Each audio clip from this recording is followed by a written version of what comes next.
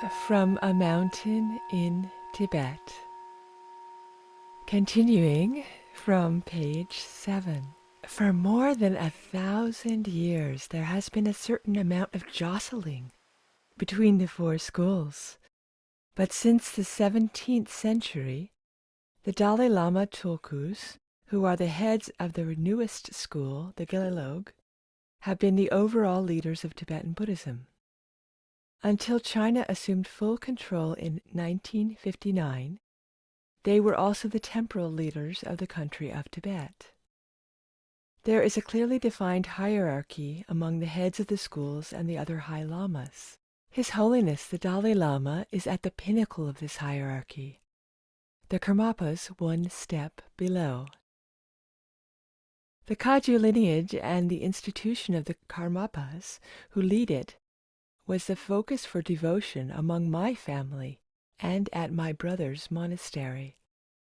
We recognized His Holiness the Dalai Lama as our ultimate spiritual leader, but it was a less emotive and devoted relationship than the one we had with the Karmapa. For us, His Holiness the 16th Karmapa was something like a spiritual king.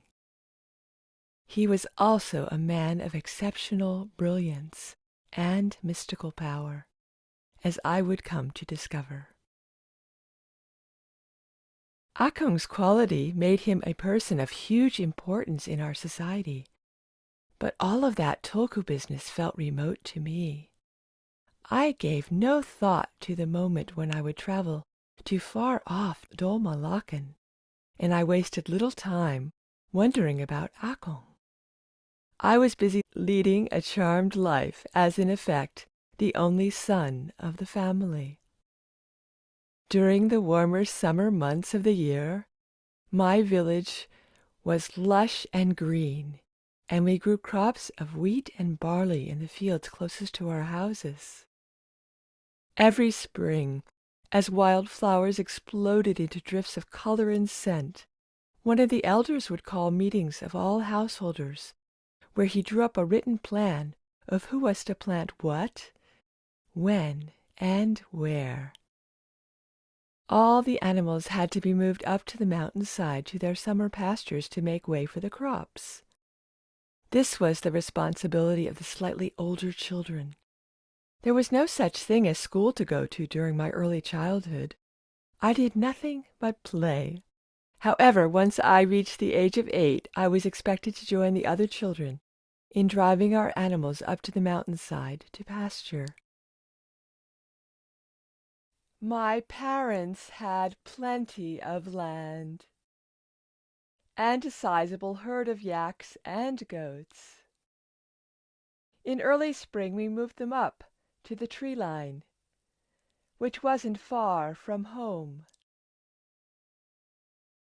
Then, as the ground thawed fully and the animals needed more to eat, we moved even higher up, where we had a teepee-style tent made from yak hair called a ba. It was supported by a huge pine log that was left there year-round. Inside was a proper fireplace and room for all of us to sleep. We made soft beds by cutting branches from a small aniseed-scented bush that grew wild in the area. Outside the tent was a large enclosure where all the animals slept, aside from the babies, which we brought into the tent with us at night for safe keeping. We curled up close enough to kick each other as we joked, sleepily, our bellies full of sampa and dree milk. We would spend days at a time camped out on the mountainside with Auntie, my older cousin, nominally in charge. In the mornings and evenings she would milk the goats and dree, the female yaks, leaving just enough for the animals' young. She then made yogurt and fresh cheese and churned cream into butter, which was packed into wooden boxes. We would each be given a fistful of freshly churned butter each day to eat with our sampa, and it was so good. We also ate the yogurt and cheese. We could have as much milk as we could drink. My father came every day to bring us further supplies. He collected the milk and butter Auntie had packed into the boxes and took them back down the mountain to the village. We spent about a month up in the high pastures, and though I missed my mother, I loved being up there. The landscape was awe-inspiring even for a young boy whose mind was, I'm embarrassed to admit, mostly on his catapult. I just couldn't resist aiming at moving targets. On one occasion I broke the leg of our neighbor's Zomo, a yak-cow crossbreed, when I hit it with a rock. My parents were furious with me. My punishment was to be responsible for feeding the Zomo all winter long. But nothing could put me off hunting with my friends. Once we'd moved the animals in the morning, we had nothing to do until evening, when we had to fetch them back. There was a rhythm as natural as breathing, as we flowed up and down the mountainside twice a day. When it came to the end of the summer, we all trooped back down to the village in the valley, and I would reunite with my mother and her familiar embrace. Beside the yaks and goats, there were also mules, horses, a few cattle, and many zo and zomo in and around our village. The female crossbreed, zomo, yielded more milk than a purchased dri female yak, and the males, the zo, were stronger, so they were put to plow in the fields. But these beasts were less hardy and agile at altitudes than the yaks. They were the power source of our working lives. Yaks pulled carts loaded with wheat and barley. They carried piles of goods for trading lashed to their backs over mountain passes. We depended on them totally, since we also wove their long hair into tents, turned their hides into shoes and bags, and used the butter we made from their milk as fuel for lamps. Not to mention eating their meat and turning their milk into yogurt and cheese. Horses were our only means of transport, and every Tibetan child learned to ride as naturally as they learned to walk. Men took particular pride in their horsemanship. They would groom their horses and adorn them with tassels ready for races and demonstrations of skill. Tibetan men feel about their horses as many Western men seem to feel about their cars. When I came to the West, I quickly developed a thing for cars myself.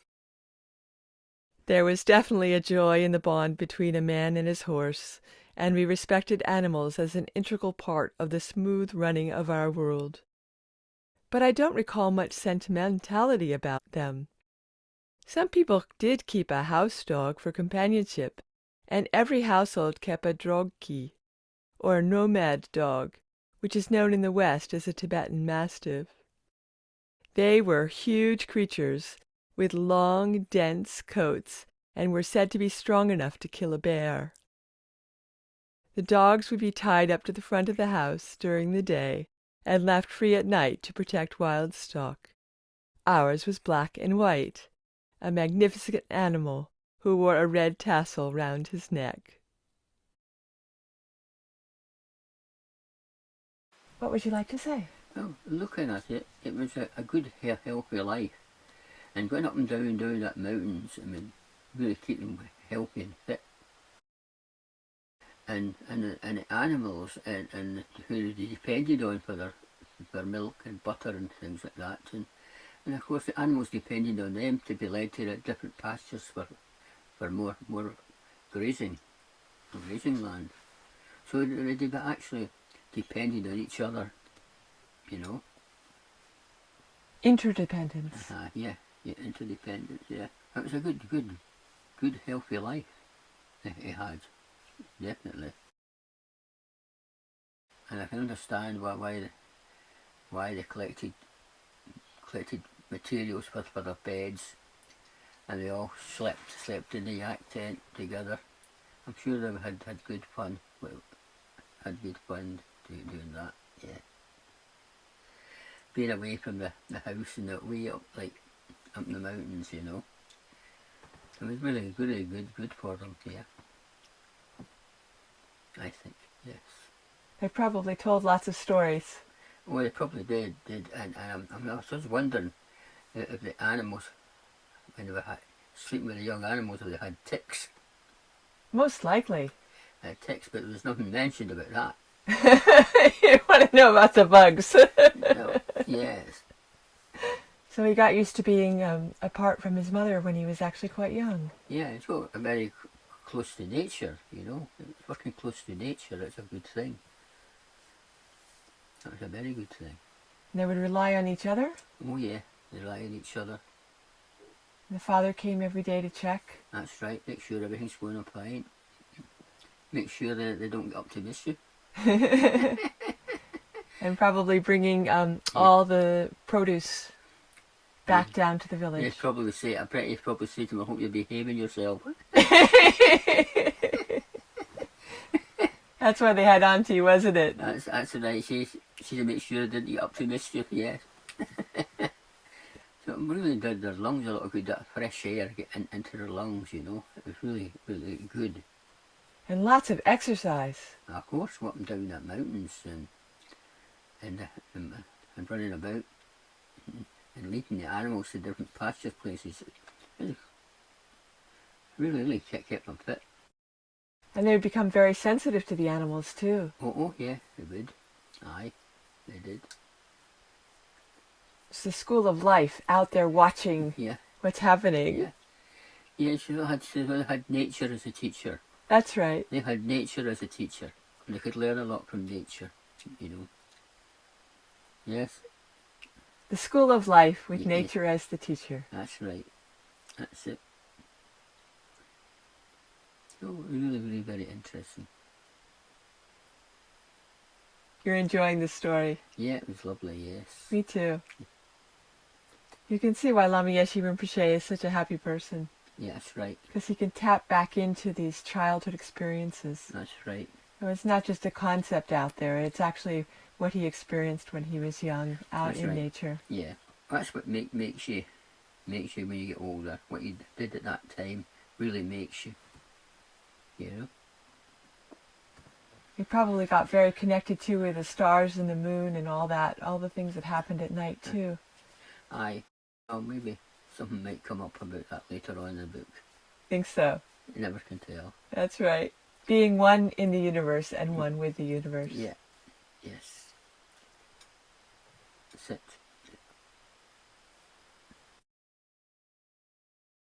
Okay.